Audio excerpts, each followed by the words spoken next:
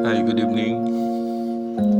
Uh, as a content creator na nagbibigay ng mga reaksyon, mga video reaction about sa mga nangyayari.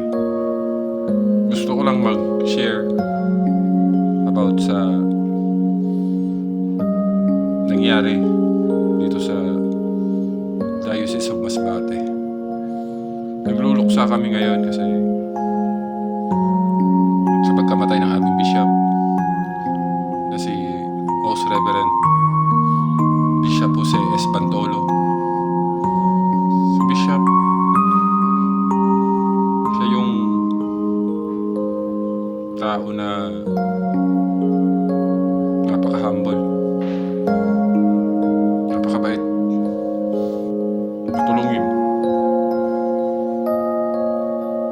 lahat-lahat na. May time no na kasi ako part din ako ng SOCOM dito sa Masbate, Social Communication, Spirit FM Masbate. Part din ako niyan. Doon ako nagtatrabaho. Every fiesta sa mga simbahan, mga fiesta ng Santo, alam mo yun, nagla-live coverage kami. So, syempre, si Bishop yung presider. Syempre kasama din kami. So, sa ilang taon namin na pagsasama, never ko talaga nakita si Bishop na nagalit. Lalo na sa amin, sa team. Kahit nagkakaroon na kami ng mga technical error, okay lang sa kanya. Ang importante nakapag-live kami. May time na pag yung fiesta is kailangan mo pang tumawid ng dagat, sasakay ng bangka. May time na medyo na late kami. Medyo na umaga kami. Pero expect namin si Bishop nandun na, nakarating or nakaalis na or nakarating na. Pagpunta namin sa sakayan ng bangka, di namin na-expect na andun pa pala si Bishop. So parang sinabi niya, hinihintay niya kami. Parang hindi kumpleto yung lakad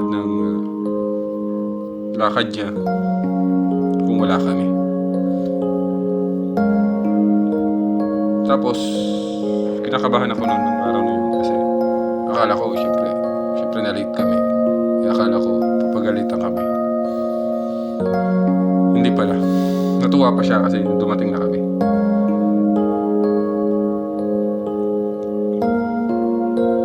So,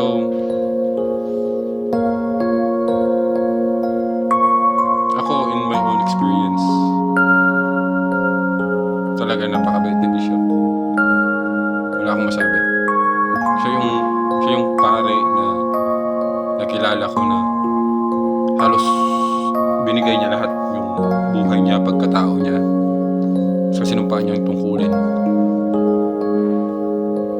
Napaka saya kapag kasama mo si Bishop na parang alam mo yung parang pagod na pagod ka na sa kakatrabaho, ganyan. Tapos pag na-meet mo si Bishop, nakausap mo, parang bumabalik ka sa dati.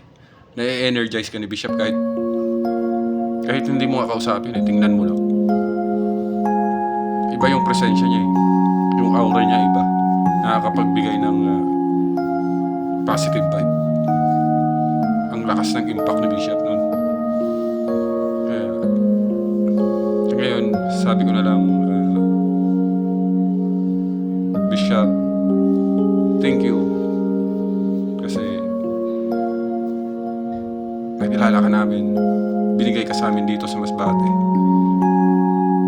And salamat sa mga turo mo kung paano kami maging banal, kung paano namin tanggapin si Kristo sa aming buhay. Bishop,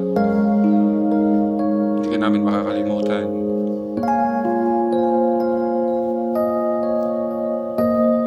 Namimiss ka po namin.